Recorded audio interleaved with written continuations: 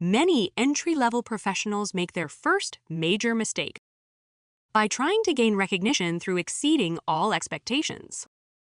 It sounds inspiring, but in game theory, this is called destroying your own margin for error.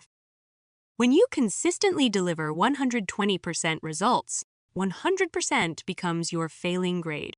Today, we dismantle why the harder you work, the more passive you become in the power structure. In this closed power loop, most understand effort as a primitive exchange of labor for money. The truth is, power runs on a code known as expectation management. You think you are showcasing talent, but you are actually tightening your own noose. Consider a classic Friday at 5 p.m.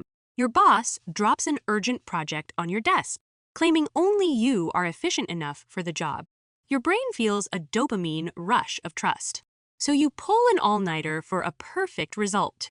The logic of power assumes your previous workload simply had a massive amount of hidden redundancy. From that moment, your extreme overexertion is internalized as the new baseline standard. This is called the collapse of the bottom line. You traded your premium bargaining space for a permanent obligation to perform miracles. Why does exceeding expectations strip you of leverage? Because power is the control of uncertainty. When your performance is locked at the maximum, you have no room for upward fluctuation. If you ever deliver a standard 100%, it is viewed as a failure of attitude. This mismatch makes salary negotiations nearly impossible. As you already provide the maximum for free, there is a deeper rule called the dependency trap.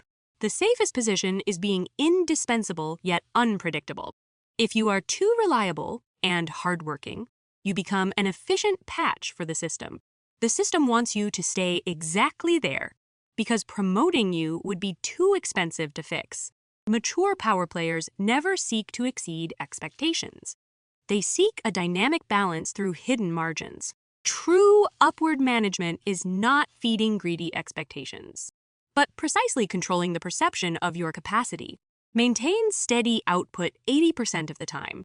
Provide surprises at 10% of key moments, and signal resource shortages for the remaining 10. You must understand that praise is a trap. It uses your moral burden to bind your interests. By accepting the high performer label, you accept a contract of endless self-exploitation. Smart people keep a black box in the game. Never let the boss see your true limits. When they cannot predict your boundaries, they feel awe. They realize your output is a resource to buy. In this game, no one pays for your hardship. They only pay for your scarcity. Overworking is the greatest enemy of that scarcity. Next time you try to prove yourself, ask if you are building a path or a pit. If you do not manage their expectations, you will eventually become a sacrifice to them. The workplace does not need saints. It needs players who understand the code of exchange. See the code, and you take back your power.